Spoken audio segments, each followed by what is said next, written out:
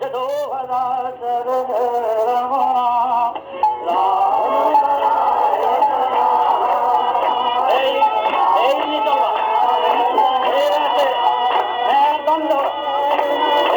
বলবে রাম নারায়ণ রাম নারায়ণ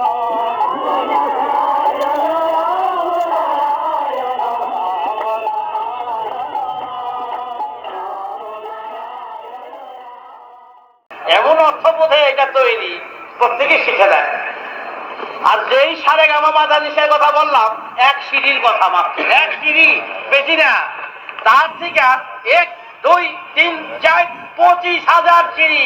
ম্যাথামেটিক্স ক্যালকুলেশনের কথা বললাম, অঙ্কের কথা, বিজ্ঞানের কথা। কোনে 25,000 সিঁড়ি দিয়ে গিয়ে যখন পৌঁছবে তখন এক সারে গামা আছে। মূলাধার, স্বাধিষ্ঠান, মণিপুর, অনাহত, বিশুদ্ধ, আজ্ঞা, সহস্রা। এই কথাটা জানিয়ে দিল।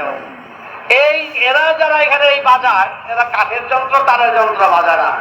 এরা এই দেহ বিনা যন্ত্রের শিরা উপশিরার যন্ত্রের ভিতর দিয়ে অনন্ত বিশ্বের সুর বাজায়। সেই সুর বাজিয়ে বাজিয়ে তারপরে কি করেন, ওই তাদেরই শিষ্য ভক্ত অনুগত, শিষ্য ভক্ত অনুগত হতে হতে 25,000-এর এক সিঁড়িতে যখন এসে পৌঁছলো, তখন সারে গামা বাধা নিষা শুরু করলো সহ ওই এক সিঁড়ির কথা।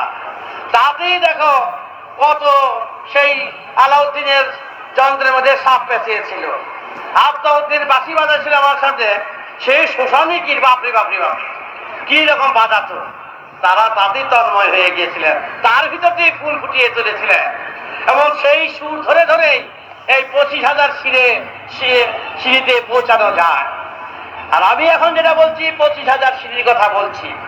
এই 25,000 সিঁড়ির যে আজ্ঞা চক্র, জ্ঞান নয়ন, ত্রিনয়ন, এই সহস্রা হচ্ছে শিব, শক্তি, রাধা, কৃষ্ণ। আরে সেই কৃষ্ণ না, এই যে বাড়ির বউরে টেনে দিয়ে এইসব ভালোবাসছে, সেই কৃষ্ণ নয়। ওই কৃষ্ণের ভুল। তিনি সেই রকম ভাবে চিন্তা করবে না। এখানে প্রেম ভাগাবার জন্য রাধা কৃষ্ণের দৃষ্টান্ত দিয়ে প্রেম করে, ওগুলো ভুল। রাধা কৃষ্ণ হচ্ছেন, কৃষ্ণ হচ্ছেন আকাশ, কৃষ্ণ বর্ণ, নীল বর্ণ। এই কৃষ্ণ আর রাধা হচ্ছে ধারা, ধারাবাহিক চলছে হু করে। ওই ধারা থেকেই ধরিত্রী সৃষ্টি হলো। ধরা পৃথিবী বেটা, ধরিত্রী ওই ধারা থেকে এলো। তাহলে ওই হলো কৃষ্ণ আকাশ। তখন কৃষ্ণেরও জন্ম হয় নাই, রাধারও জন্ম হয় নাই। ওই কৃষ্ণ আকাশ মহাকাশের মহানাম, সেই কৃষ্ণ নাম, সেই রাধা কৃষ্ণের যুগল মূর্তি হিসাবে আমরা এই রাধা কৃষ্ণকে স্মরণ করে তারই নাম অনুযায়ী তাদের নামকরণ করিলেন কৃষ্ণ নাম। মনে রেখো, এখানে এই ব্যক্তির ভিতরে সেই মহত্ব খুঁজে পেয়েছিল বলেই ওই মহাকাশের কৃষ্ণের নাম অনুযায়ী এই কৃষ্ণকে সেই নামে তাকে নামকরণ করে তাকে পূজা করতে শুরু করলেন। ওই যে ধারা, ওই ধারা আসলো ওই মহাকাশের কৃষ্ণ, কৃষ্ণ এবং রাধার যুগল মূর্তি। ওই রাধা কৃষ্ণের স্মরণে শ্রী গৌরাঙ্গ মহাপ্রভু 2 হাত তুলে এইটাই বললেন, হে জনগণ, দেশবাসী, তোমরা সবাই বলো হরে কৃষ্ণ হরে রাম।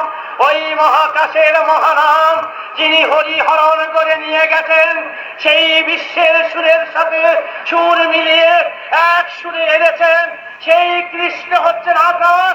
বিজ্ঞান সম্মত, যুক্তি সম্মত সেই রাধা হচ্ছে রাধা, যিনি কৃষ্ণগত প্রাণ হয়ে কৃষ্ণকে আলিঙ্গন করে রেখেছেন। তাই তো তিনি রাধা কৃষ্ণ। তাই তিনি 2 হাত তুলে ওই দিকে তাকিয়ে শুধু সবাইকে 16 নাম 32 চক্রের কথা জানালেন। কিন্তু তাদের সাই রাধা কৃষ্ণ একত্রিত হয়ে যেই বাঁশের বাঁশি বাজালেন, এই বাঁশের বাঁশি না, এই বংশের বাঁশি নয়, অনন্ত বংশ, এই গ্রহ নক্ষত্র, কোটি কোটি গ্রহ নক্ষত্রে সব বংশের বাঁশি তিনি বাজালেন।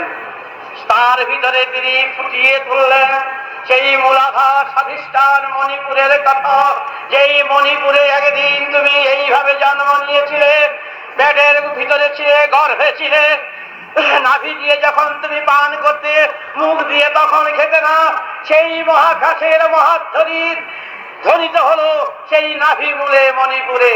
যখন তুমি ভূমিষ্ঠ হলে তখন বলে নারীচ্ছেদ করো, নারীচ্ছেদ করে তখন বাচ্চা শুরু করলো ওয়া ওয়া ওয়া। ওয়ার মধ্যেই দেখা গেল মহাকাশের মহাধ্বনির মহাপ্রণবের সুর, সেই সুরে আছে আনন্দ বিশ্বের সুর গাথা। সেই বাচ্চা শিশু তখন বাংলা নয়, ভারতবাসী নয়, কোন দেশবাসী নয়, অনন্ত মহাকাশের সুরধ্বনি ধ্বনিতে ধ্বনিত হলো ওয়া ওয়া। সমস্ত জীব জন্তু জানোয়ারের একই বার্তা, একই কথা, ওয়া ওয়া। এই ওয়া ওয়ার ভিতর থেকেই মহামন্ত্রের মহাপ্রণব সুর বেজে উঠলো, জেগে উঠলো আদি সুরের কথা, আদি ধ্বনির কথা। মূলাধার থেকে যে স্বাধিষ্ঠানের থেকে যে জন্ম নিলে তোমরা, এই মূত্রদ্বার হলো স্বাধিষ্ঠান, এই স্বাধিষ্ঠান হলো তোমাদের জন্ম। এই জন্মেও তোমাদের সেই মূলাধারের কথা রয়েছে, সহস্রারের বর্ণনা রয়েছে। একটা মানুষ হাজার হাজার লক্ষ মানুষ সৃষ্টি করতে পারে, তার শক্তি নিয়ে চলছে সবাই। তাই আদি সুরের আদি কথা, আদি বেদের আদি ধারা বেজে উঠলো মণিপুরে, বেজে উঠলো অনাহতে, বেজে উঠলো বিশুদ্ধি, বেজে উঠলো আজ্ঞা চক্রে, বেজে উঠলো সহস্রারে। তাই তাড়াতাড়ি অত বলা সম্ভব নয়, অল্প অল্প করে শুধু বলে গেলাম।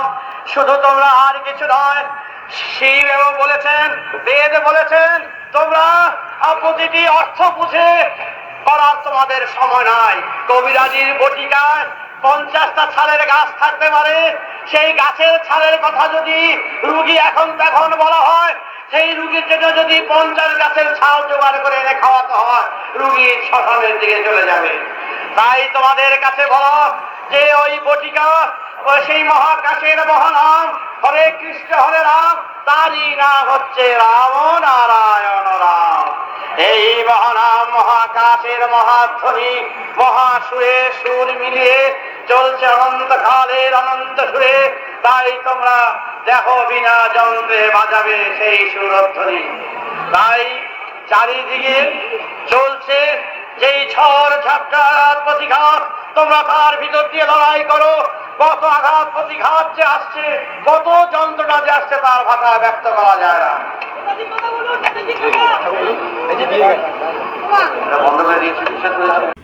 প্রিয় শ্রোতাবৃন্দ, আপনারা আপনাদের মতামত কমেন্ট করে জানাবেন এবং শেয়ার করে সবার মাঝে ঠাকুরের কথা ছড়িয়ে দেবেন এবং সাবস্ক্রাইব করে দেবেন, যাতে পরবর্তী অধ্যায়গুলো আপনাদের কাছে সহজেই পৌঁছে যায়।